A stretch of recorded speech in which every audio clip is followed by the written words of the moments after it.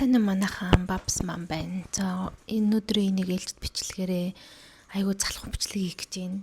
Би ингээд бичлэгүүдээ бүгдийг амар сэтгэл гаргаад ингээд тусдаа сетап энтер бэлдээд хийдэг байсан хгүй юу.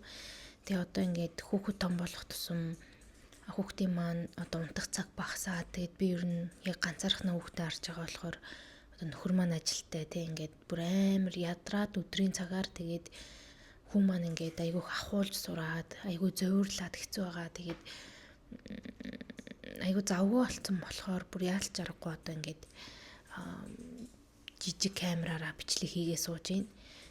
Тэгээд за одоо энэ бүхэн чи яг ямар ч хэрэгтэй мэдээллүүдээ хүргэчихийл гэж бодоод яараал бичлэгээ хийж ийн л да. За тэгэхээр энэ удаагийн бичлэгээр хүмүүс бас маш их асууж ирсний дагуу бичиг баримтуудын талаар ярьцгаая. Австралид те ингээд хүний нутагт одоо хүүхдтэй болохоор одоо юу гэдэг шууд тэ визтэй болчт юм уу юу лээ шууд одоо иргэн болчт юм уу тэр хүмүүс амар их тим юм сонирхож сууд юм билий.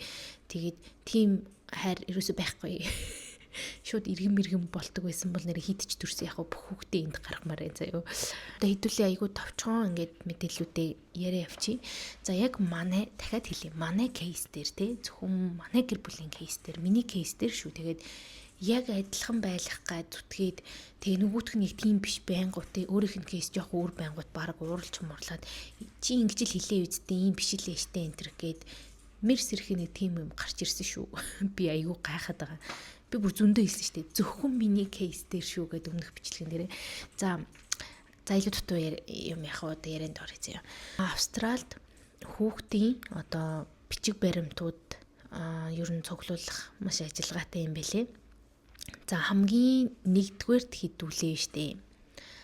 Монгол төрсний гэрчлэгийг авчий заяа. Яагаад гэвэл тэр хамгийн хурдан гардаг бичиг баримт илээ. Би баг нэгтгэгтэн захиалал 4 дахьтэн жилүү баг ирсэн. 3 дахьтэн жилүү.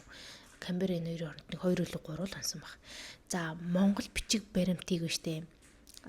Одоо ханаас ингээд яаж авах вэ гэвэл эмбаси буюу одоо консулын вебсайт байгаа заяа. Би одоо энэ дээр оруулчих. Консулын үйлчлэгийг дээр дарангуут ингээд ямар үйлчлэг авах нь гарч ирэн тэрэн дээр төрсний бүртгэл гэж байгаа заяа. Тэрэн дээр одоо дарж ороод бүрдүүлэх материалууд дарнаа. За бусад ингээд ер нь бол ингээд л те одоо материалууд нь айгүй энгийн л юм билээ л дээ. За хэдүүлээ одоо ингээд хамт хийгээд явах гад үзээ заяа хамтдаа. За төрсний бүртгэл рүү дараад орлоо. Тэгсэн чинь бүрдүүлэх материалууд дээр ингэж заяа. Төрсний гэрчлэгээ авах мэдүүлэг маягтыг татан авч бүглэнэ. За нэг юм дурдж хэлээ энэ бичлэг эхлэхээс өмнө бүх материалууд цаасаар. Манай Монгол уг нь дижитал номод гэдэг чинь тийм байхгүй. Бүх юм цаасаар. Бүр заавал хэвлэж аваад бүгэл заяа гараараа. Тэрийгэ буцаагаад бүр цаасаар нь явуулна. Тэгэхээр бүх юмаа ингээд тэг хэвлэж авахтаа бэлдэн шүү заяа. Бүгдийг хэвлэж бэлдэнэ. Тэр аюу төвхтэй. Манай хажид гэртээ принтер ахгүй бүр ёо. Банк офис work тэг иш тишээ одоо 7-11 млийн орж хэвлдэг байсахгүй.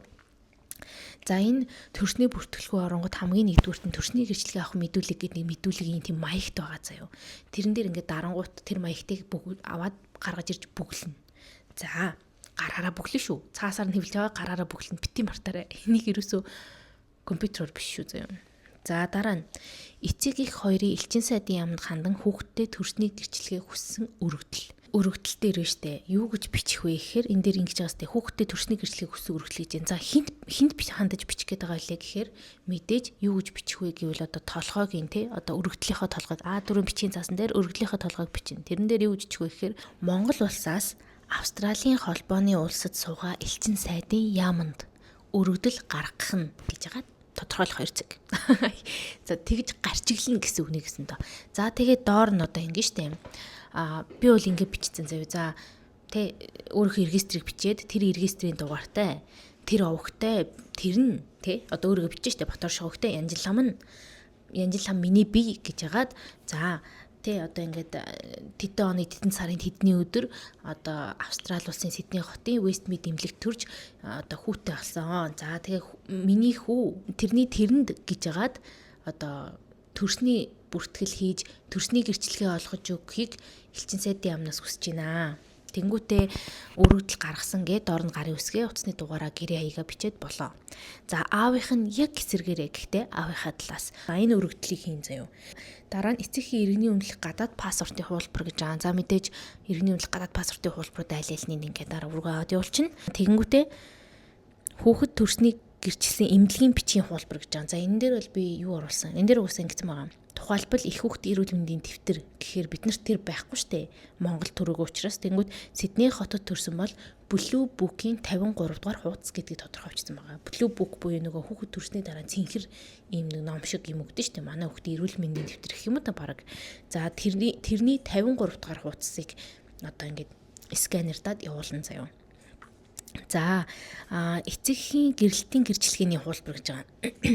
За энэ дээр мэдээж эцэг нь аав хэрэг гэрэлтсэн бол гэрэлтийн гэрчлэгээний хуулбар аавна. Хэрвээ гэрлээгүй бол одоо чинь манай нөхөр битээр гэрэлтийн баталгаа хийлгээг байхгүй юу? Арай хийлгээг байгаа. Хурмаа хийж хийлгэнэ гэд би хэлэхгүй байгаа. Тэгэд тийм тохиолдолд дээ штэ. Энэ дахиад нэг ярихтэй юм болно. Тэр нь юу вэ гэхээр эцэг их нь гэрэлтэд бүртгүүлээгүй тохиолдолд хүүхдийг ихээр нь овголдог заяа. Хэрвээ ингээд ямар нэг өргөдөл төрөхгүй шууд ээжээр нь овглоо явчихна. Тэгэхээр ааваар нь овглуулахын тулд юу хийх вэ гэхээр эцэг их хамтран эцэг тогтоох тухай өргөдөл дахиад гаргана. За тэгэнгүүт аав хоёр нь ингээд одоо дахиад нэг өргөдөл гаргана гэсэн үг. Нэгсэндээ одоо хоёр өргөдөл нийтдээ 3 өргөдөл те аав нь ээж нь 2 нэг өргөдөл тэнгүүтээ одоо энэ дээр нэмээд дундаасаа нэг өргөдөл өгөн заяа. За тэрэн дээр юу гэж бичих вэ гэхээр заяа. Угаасаа ингээ маягт нь тодорхой байгаа одоо дараад оронгот дахиад Монгол Улсаас Австралийн холбооны улсад суугаа элчийн сайдын яамд өргөдөл гаргах нь гэж хагаад за тэр өвгтөө тэр ээж нь те тэр өвгтөө тэр аав нь болох одоо бид хоёр одоо юу гэдэг тэдэн оны тэдэн сараас эхлээ хамтран гэр бүл болж хамтран амьдарч эхэлсэн. За тэгээ энэ хугацаанд бид хоёр одоо тэдэн оны тэдэн сарын тэдэнд одоо Австрали улсын Сидней хотын одоо Westmead эмнэлэгт тийм хүүтэй тэр өвгтөө тэр гэдэг хүүтэй болсон. За энэ хүүгээ тэ бид хоёр ингээ гэрэлтийн баталгаа байхгүй байгаа учраас төрсөн аав болох одоо тэр өвгтөө тэрүүгээр гээд аавынхын нэрийг бичээд овоглуулах хүсэлтэй байна гэдгээ бичээд хүслийг мань хүлээн авна уу гэж бичээд тэгээд доор нь өргөдөл гаргасан аав ээж гээд нэг нэгээрээ гарын үсгээ зураад тэгээд утасны дугаар юм хумаа бичээд болоо. За ингээд нэг өргөдөл заяа. За тэгээд үйлчилгээний хурамж 16 австрали доллар гэж байгаа. За энийгээ төлчөөд бүр тэр 16 австрали доллар шилжүүлчихэд ингээд скриншот хийдэж штэ ингээд юуны төлбөрийн тэрийг аваад тэрийг хэвлэж гаргана заяа. Тэгэнгүүтээ хэрвээ энэ бүх юмаа биеэрээ камера руу аваач өгч чадахгүй бол заяа. Хэрвээ тийм боломжгүй бол манайх ч гэсэн тийх боломжгүйсэн ялах хөвгтдээ. Тэгээд постоор явуулна. Австралийн пост ороод энэ бүх цаасан бичиг баримтуудаа цуглуулад авч яваад за тэгэнгүүтээ энийг одоо элчин сайдын яамны хаяг руу за би бас хаягийг нь оруулчих заяа. Хаяг руу ингээ хаяглаад явуулнаа. Одоо тий цаас одоо юунд шууданд хийгээд явуулна гэсэн үг шүү дээ. Тэгэнгүүтээ шүү дээ энэ дэр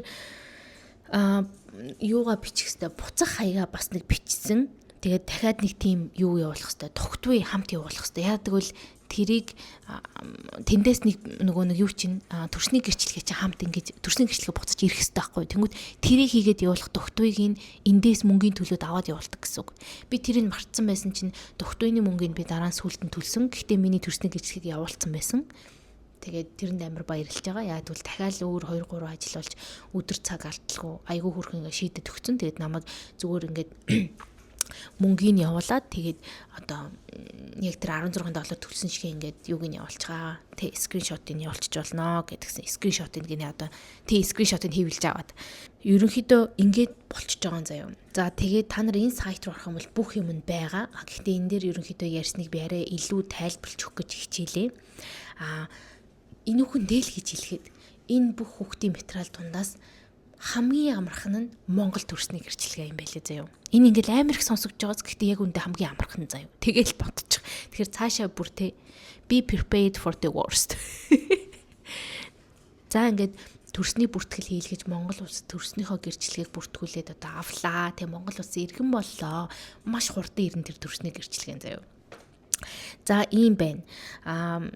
Дараа нь хэдүүлээ юу авах хэрэгтэй вэ гэвэл айл болох маш хурднаар 8-7 хоног хүрэхээс өмнө Австралийн төрсний гэрчлэгийг авах ёстой.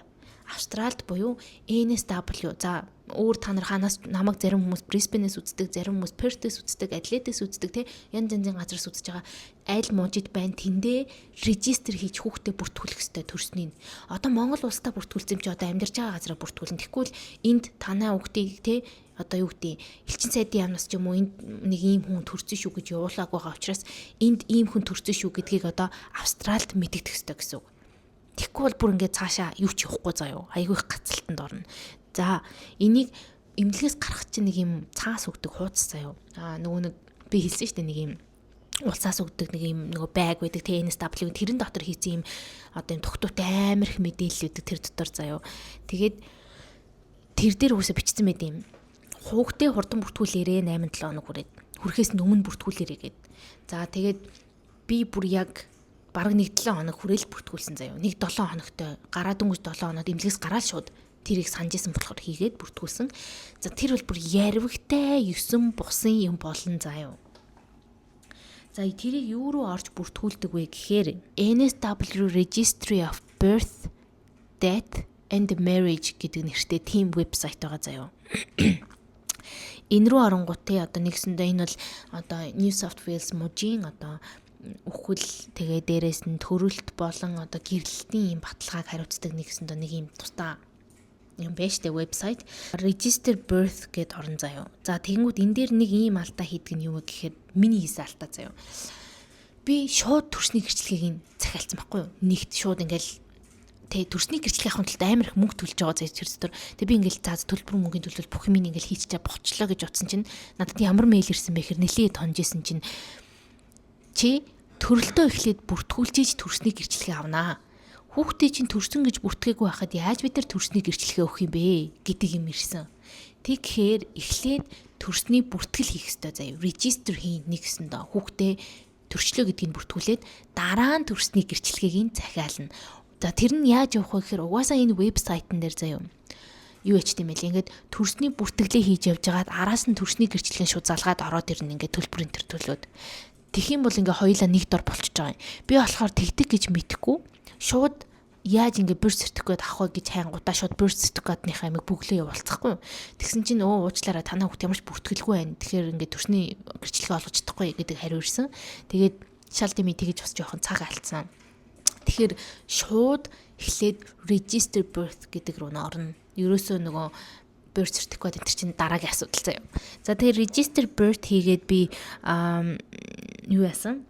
Энэ дээр яг үнэхээр маш их материал орсон. Тэгээд хамгийн түрүүнтэй ингээл хүүхд хаан төрсэн бэ нэрээ за basic асуултууд асууж агаад энэ дээр маш одоо тодорхой зүйлүүд нь юу байсан бэхээр аав ээж хоёрын виз хоёулаа хэрэгтэй.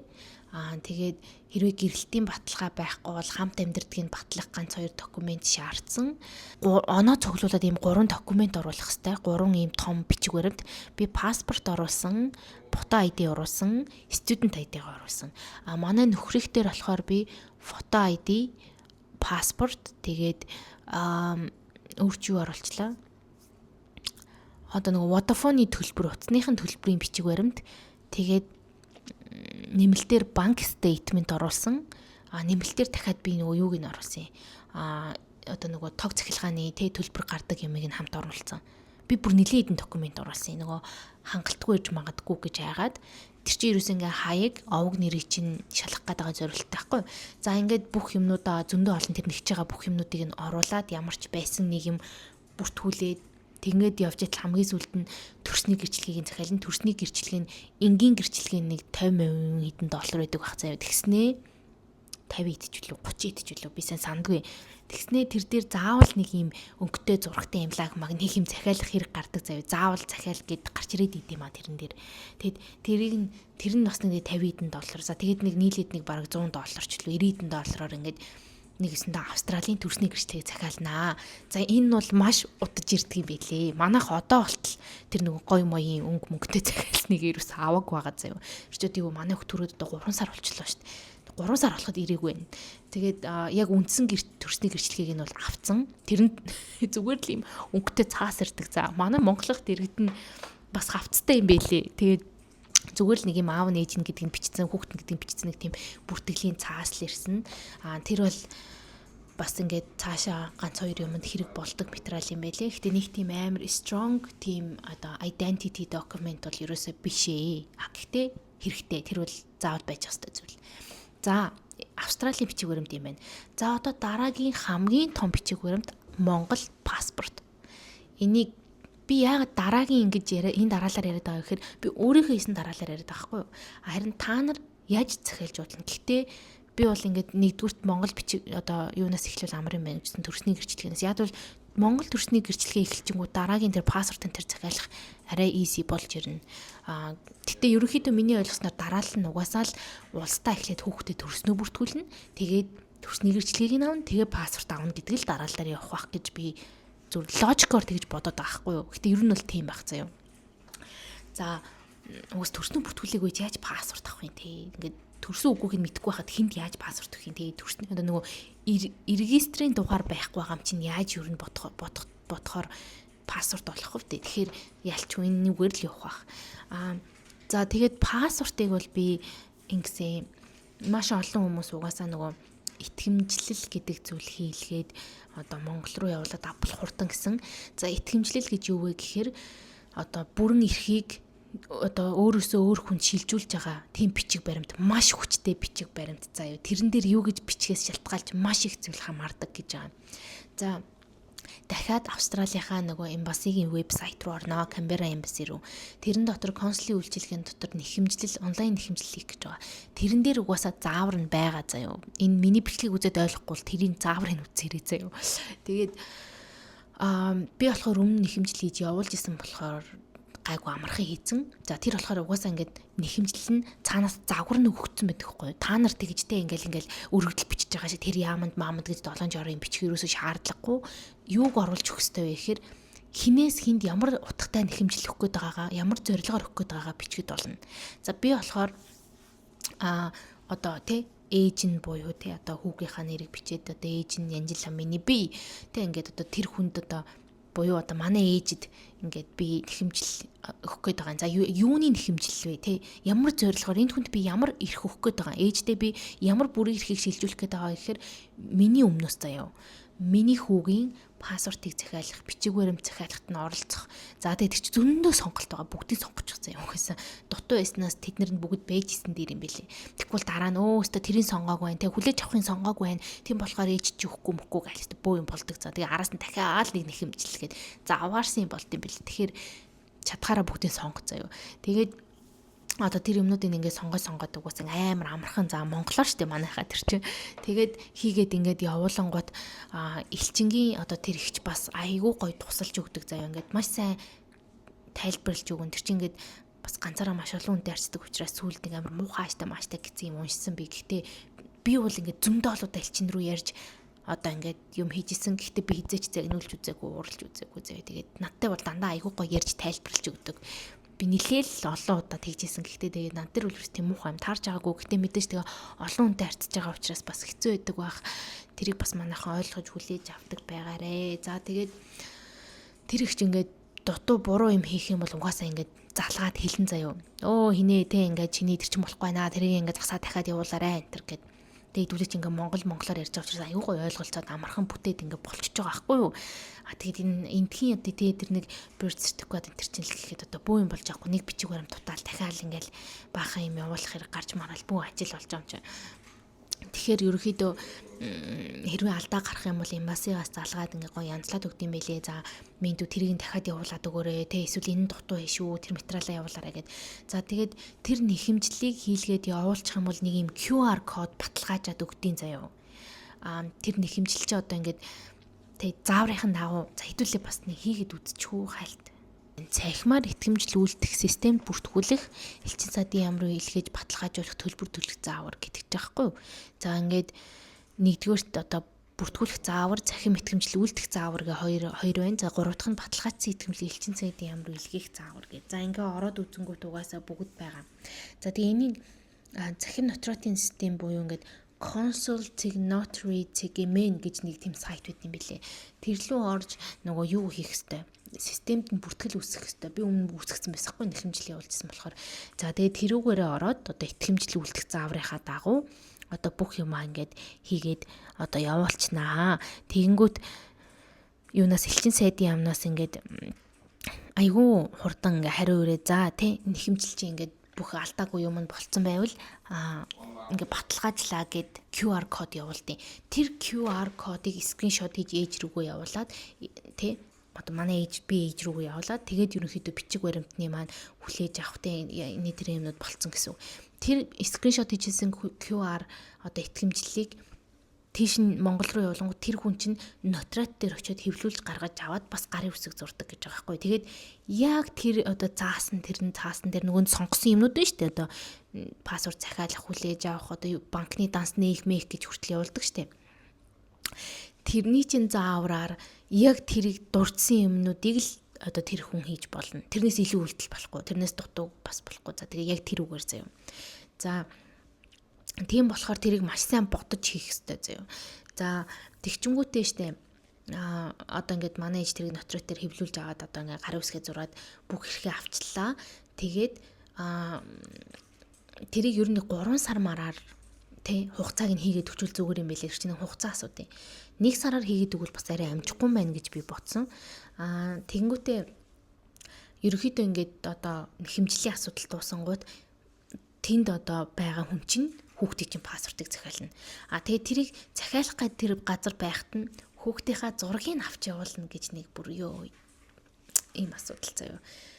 Ингээ ардаа ингээд ийм хатуу ханан дээр бид нар бүр би хүүхдийнхээ зургийг авахгүй чинь ингээд офис worker ч утсан авахгүй гэсэн тийм жоох хүүхдийн зураг аяйгүй хэцүү юм билээ. Манайх ажихад бүр маш их захиалсан ахгүй бүр бараг 2 илүү 3-7 хоногт байхад нь захиалсан. Тэгээд бүр үнэхээр хэцүү юм билээ хүүхдийн зураг авах чинь. Тэгээд дээрээс нь тэр чинь нэг тийм одоо зургийг явуулдаг вебсайт байгаа заяа. За би тэрийг нийш оруулчих. Тэр вебсайт руу ингээд зургийг яг тэр хэмжээнд нь тааруулаад компресс хийж оруулах хэрэгтэй байхгүй юу? Тэгээд ард нь ингээм цагаан хатуу юм байх хэрэгтэй энэ хүүхдийн чинь толгойн ард. Угаасаа хүүхдийг тэр үед юун толгоогоо таах ингэж суулгаж болгож болохгүй шүү дээ тэр хүүхдийн чинь жоох юм чинь. Тэгээд хөвтүүлж хагаад авангуут бүр үнэхээр илгийн заяа. Тэгээд ямартай ч аргалал нэг зураг явуулсан тэгээ болж ин л гэсэн угаасаа ялах хүүхд гайгүй юм шиг байлээ. Пассворт нь 5 жилээр гард юм байлээ. Тэгээ угаасаа царай нь өөрчлөгдвөл 5 жилийн дараа дахиад шинээр аваад өгчдөг баг. Тийм болохоор ер нь тэгдэм байх гэж би ойлгосон. Тэгээд ямартайч тэгж зургийг авч явуулаад тэгээд пассворт одоо тэр зургийн шаардлага хангалаа гэх юм бол пассворт захиалагдаад болчлоо гэсэн үг. За тэгэл хүлээх үлдэнэ. Тэгээд ерөнхийдөө одоо юу гэдэг хин чин одоо тэнд нөгөө нэхэмжил хийж явуулсан. Нэхэмжил гэдэг юм би. Итгэмжил хийж явуулсан хүн чинь пассвортаа хүлээж аваад тэгээд би дэ хичээлээр авсан ерөөхдөө дэ хичээлээр ингээд нааш нь явуулчвал тэгэл нэг 5 хоног л хүрээд ирдэг юм билээ заяа бүр амар хурдан. За тэгээ пассворттай болчихсон. За тэр пассвортаар чинь тэр виз юмдаа нэмээд бүр ингээд зөндөө том ажлууд болно шүү дээ. За ингээд энэ 3 бичиг баримт байхад ямартай ч санаа амарч болно хэсэгтэй. За тэгээд хүүхдийг маань визэнд маань одоо нэмэх хэрэгтэй. Тэрийг бол өөрөө ч хийж болно, агентлагаараа ч хийлгэж болно, зүгээр үнгүүл хийчдэг зүйл заяа. Гадаад агентлагууд үнэтэй хийдэг гэсэн би тэрийг амар гайхсан. Тэгээд бас нэг юм нь хүүхдээ даатгалд нэмэх тал дээр заяа. Миний сүүлийн нэг бичлэгэн дээр нэг хүн даатгалд хэдэн төгрөг зарцуулсан ач үлөө яриараа гэсэн байсан. Тэрэн дээр одоо юу ядэн штэ хүн болон одоо даатгал ямар үнэтэй болцсныг мэдж байгаа. Одоо ингээд өмнөхтэй жирэмсэн болоод үнгүй идэж штэ нэтрийг гэдэг чинь угаасаа үнгүй байхаас өөр аргагүй зүйл нь бид нар маш үнэтэй даатгал төлдөн штэ тий. Та нар мэдэн штэ. Тэгэхээр даатгалын хувьд болохоор манайх одоохондоо single parent гэдэг даатгалтай байгаа. Би нөгөө нэг оюутны виз маань одоо 12 сард дуусж байгаа учраас тэр хүртлээ л одоо даатгал авсан. Тэгэхэд би нэг 1600 лөө 1700 хавцаа шахуу төлж доллар төлж одоо пупа дээр хүүхдээ нэмүүлсэн. Тэгээд сараар нь бодоод үзэхээр нэг 300 хэдэн доллар сарын төлж исэн тэр хавцаа. Харин одоо ингээд би визээ 485 буюу би төгссөн учраас төгсөлтийн визээ авах гэж байгаа, graduation визээ авч байгаа. Тэрэн дээр болохоор тэгэж оюутны шиг нөгөө ингэж урьдчилж upfront ингээд жил мэлээр нь төлөхгүй ингээд сар болгон төлж явдаг учраас тэрийг нь харахаар нэг 400 шахуу болж исэн, 400 гаруй ч үлээ. Тэгээд тэрэн дээр нөгөө нэг бас нөхрөөгөө нэмэх гээд байгаа байхгүй нөгөө family болох гээд тэгэнгүүт нөгөө visitor cover гэдэг тусдаа бүр шал өөр coverтай болоо авчдаг юм байлээ. Ер нь бол хэрвээ student visa-тэй бол зарлага маш өндөр гарна хүүхэд нэмэхэд. Өөр тэ ажлын юм хүмүүс одоо сар болгон пупаага төлдөг бол арай бас учиртай тий зүгээр ингээд нэмүүлээд сар төлдөг дүн чинь ихснэ л гэсэн үг. Student visa-н дээр нөгөө жилээр нь 2 жилийн визтэй хүмүүс бол тий 2 жилээр нь хүүхдээ бодож нэмнэ гэхээр маш их зөрүү гард юм билээ. За тэгээд би пупад анх нэмэхдээ яаж исэн бэ гэхээр би пупаараа өнгөс ахгүй би төрөх гэж байгаа. Тэгэд ингээд даатгалтаа хүүхдээ эмнэлэг маань маш хурдан нэмэрэ гэж хэлсэн. Би яах ёстой вэ гэсэн чинь за би ингээд тань руу би зүгээр шууд пупаар яриа хэлж байгаа шүү дээ. Яг бол манай төрөх хэмжээ надад тэгсэн байхгүй юу.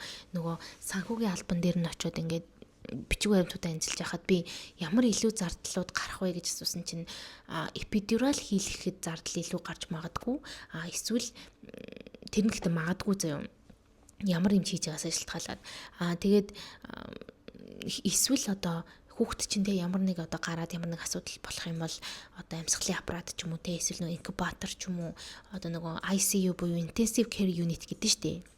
Сэхийн амьдруулах болов жоохон муухай нэртэй л тий. За тиймэрхүү юмд хэвтгэхэр бол одоо илүү зардал гарна. Тэгэхээр хүүхдээ төрлөөлөл шууд даатгалтаа нэмэхэд бэлэн байгаарай гэж хэлж ирсэн байхгүй юу. За тэгээ би яг тэрийг ботсон байсан учраас пупаараа ярьсан чинь надад яг за та хүүхд ч одоо төрөөгөө байгаа учраас бид нар төрсөн өдрийг мэдэхгүй байна тий. Нэрийг мэдэхгүй байна. Тэгэхээр би таны одоо ингээд даатгалыг чи өөрөө чин кейсийг профайлыг үзээд хідэн төгрөг нэмж төлж ямар зөрүүн дээр хүүхдийг чи нэмэх вэ? Тэг нэмж dependent нэмэх вэ гэдэг одоо код буюу үнийн саналыг тань руу явуулъя. Харин тэр имэйл рүү та зүгээр хүүхдэд төрөнгөөчүүд нэр, овог, тэг first name, last name тэгээд төрсөн он сар өдөртөө нь ерөөсөө reply-дад явуулахад л болно. Тэгэл хүүхд чи нэмэгдэнэс нь би яг тэгэл манай хүүхд нэмэгдсэн. Тэгтээ мэдээж нөгөө илүү гарч байгаа тэр үнийн имэйлээр ирсэн үнийн төлбөрийг төлж байгаа штэ.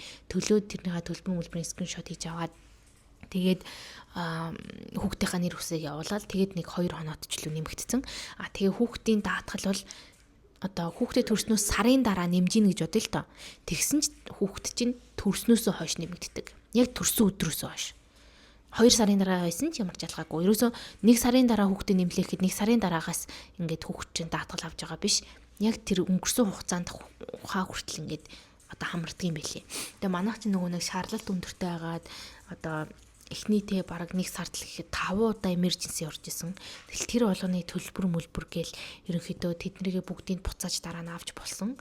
Тэгэхээр даатгал бол маш хэрэгтэй байсан. За тэгээ хүүхдийн даатгалыг ингэж нэмсэн. Даатгалаа авахын тулд паспорт нь хэрэгтэй. Энтер гэд нэг юм яваад байсан. Мэдгүй өөр кейс дээр л юм үхээс би тэрэн дээр амар гайхаад байгаа. Тэр ерөөсөө тийх шаардлагагүй штэ. Зүгээр л одоо визэнд л хүүхдийг нэмэхэд паспорт хэрэгтэй байхгүй юу? Даатгалт бол уг нь ямар ч хамаагүй. Тэг чин тусдаа асуудал, шал тусдаа асуудал явж байгаа штэ. Хоёр өөр ингээд юм яваад байгаа штэ. Нэг нь виз, нэг нь даатгал. Тэгэхээр тэрийг би сайн ойлгохгүй байгаа. Гэтэ мэдээж бас тэгж байгаа тохиолдлууд байж магадгүй. Тэгээ заавал визийн шаарддаг, заавал паспортын шаарддаг, даатгалд нэмэх гэж. Гэтэ тэр бол яг үнийг хэлэхэд би хугацаа алдчихээн л гэж бодож байна. Тэгэхээр эртгэн шиг уг нь янзлж бол. Тэгээ ер нь тиймэрхүү юм яриад байвал шууд зүгээр бухбаар нь яриад солиулсан амар шүү заа. Агент мэгент гэж яхаар. За тэгээд нэг тиймэрхүү одоо бичиг баримтууд юмнууд байна. Тэгэхээр өнөөдрийн бичлэг нэг иймэрхүү байлаа. Товч бөгөөд тодорхой. Гэхдээ стил дахиад амар олон минут болцсон байна. За би тэгээд өөрийнхөө хэмжээнд чадхаараа мэдээллүүдэд хүргэлээ. Илүү дэлгэрэнгүй ярих гэх юм бол бүр ингээд өчилж заах хэрэг гарах гэдэг. Тэгэхээр би яг үнэхээр надад үнэхээр тийм заваалга. Би үгүйн тэгж үзүүлэхдээ амар дуртай байна л да. Хүмүүс тусалж ивэл яг бол би өөрөө яг тэр бичиг баримтан дээр бүр ингээд төрсний дараа бүр ёо толгой бүрийг хаагчихсан за. Юу болоод байна? Бүр ямар лайтай олон юм бэ гэд. Бичиг баримтуудыг ингээ эхнэрүүд нь зохицуулдаг гэр бүл яг ингэдэг байхгүй. Нөхрүүд нь зохицуулдаг бол бүр ямар гоё юм бэ те ингээл төгөртөө ингээл татгаал хайчин те. Манай хүн чинь өөр ажил төрлөө игээд өөрийнхөө ажилдаа завгүй би болохоор одоо гэр орныхоо бичиг баримт юм авч явдаг болохоор өөрөө зохицуулсан. За тийм болохоор тэ энэ юмнуудаа ингээд хэдүүлээ өөртөө бас хийж байгаа бол одоо ээжүүдтэй бас нэмэр болох үүднээс ингэж одоо бичлэг хийлээ. За тэгээд өөр асуух хэрэгтэй зүйлүүд байвал миний Instagram хаяг энд байна. Тэгээд бас нэг юм нь дахиад тэ ямар нэг хэрэгтэй бичтгний санаа оноо ч юм уу юм хүн байвал асуумаар яриулмаар байгаа зүйл байвал миний комент дор бичиж болно. Би ер нь YouTube-ийнхаа комментиг амар идэвхтэй уншдаг учраас яг тэндээсээ ингээд бичлэгийн санаа авч хийдэг шүү. За тэгэхээр хэдүүлээ энэ бичлэгийг ингээд дуусгая. Дараагийн бичлэгээр уулзлаа. Түр баяртай.